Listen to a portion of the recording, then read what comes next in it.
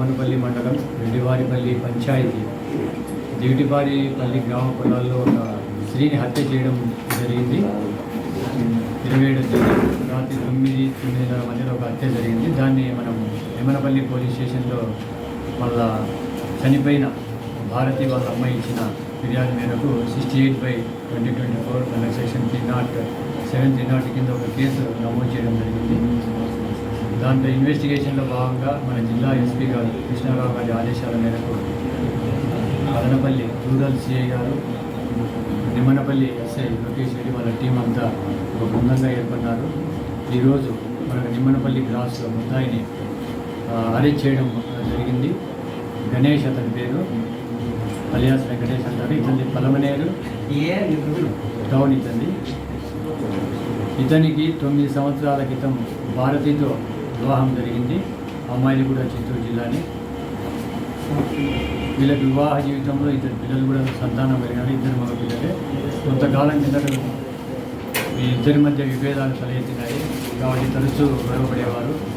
ఈ గణేష్ ఎవరైతే ఉన్నారో ముద్దాయి ఈ కేసులో పెద్దగా పనిచేసేవాడు కాదు. తాగడం తినడం పనిచేస్తూ ఉంటే అమ్మాయి గొడవపడి ఒక 1 year బ్యాక్ నెల్లూరు జిల్లా కోవూరు దిగుతుంది. అక్కడ కోవూరులో రవి అనే వ్యక్తితో సన్నిహితంగా ఉంటుంది అమ్మాయి. ఇతనికి మరింత అనుమానం బలపడి అమ్మాయిని ఎలాగైనా సరే చంపాలని నిర్ణయించుకున్నట్టు గణేష్ పిల్లలను తీసుకుని రామని చెప్పేసి ఈ మధ్యకాలంలో ఫోన్ చేయడం జరిగింది. ఆ క్రమంలో ఈమె భారతి పిల్లలు తీసుకుపోయేదానికి 27వ తేదీ ఆమె చౌడేపల్లికి రావడం జరిగింది. చౌడేపల్లి నుంచి గణేష్ తను తరచుగా అంటే ఈ చేపల వేటకు పోతా ఉంటే చేపల వేట ఉంటుంది. పలమనేరు చుట్టుపక్కల ఉన్న చెరువులలో, నిమ్మనపల్లి చుట్టుపక్కల ఉన్న చెరువులలో అతనికి చేపల వేట చేయడం, చేపలు పట్టుకోవడం, చేపలు అమ్ముకోవడం, తినడం ఇటువంటి చేస్తుంటాడు. కాబట్టి అతను తరచుగా పరిచయం ఉన్నట్టు ప్రాంతం ఈ దివిటివారిపల్లికి 27వ తేదీ అమ్మాయిని మోటార్ సైకిల్ తీసుకొని రావడం జరిగింది.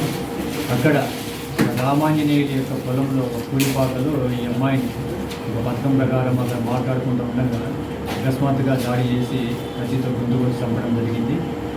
ఆ క్రమంలో రామాంజనేయుడు ఆ పొలం సంబంధించిన వ్యక్తి రాత్రి పొలానికి నీళ్లు కట్టుకోవడానికి వచ్చాడు. ఆయన గడ్డికి నీళ్లు వదలడానికి వచ్చాడు. ఆ క్రమంలో గొడవ జరుగుతుంటే అతను ఎవరు ఇక్కడ ఉన్నారని చెప్పేసి అరుస్తూ వాళ్ళ దగ్గరికి పోవడం జరిగింది. ఎవరో పట్టుకోవడానికి వస్తున్నారని చెప్పేసి అతని మీద కూడా ఇతను దాడి చేయడం జరిగింది. అతనికి కూడా ఇంజరీస్ అయ్యాయి. అయితే అతను రికవరీ డిశ్చార్జ్ అయ్యాడు. అతన్ని కూడా విచారించడం జరిగింది. ఈరోజు ఈ ముద్దాయిని మనం కోర్టులో హాజరు పెట్టబోతున్నాం.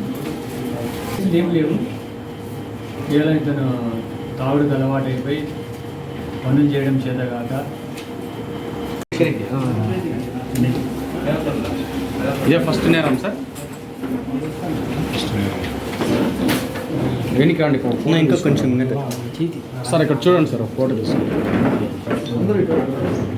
సార్ చూడండి కొంచెం వెనక్కి రమ్మా సార్, ఇక్కడ చూడండి సార్. కొంచెం బ్యాక్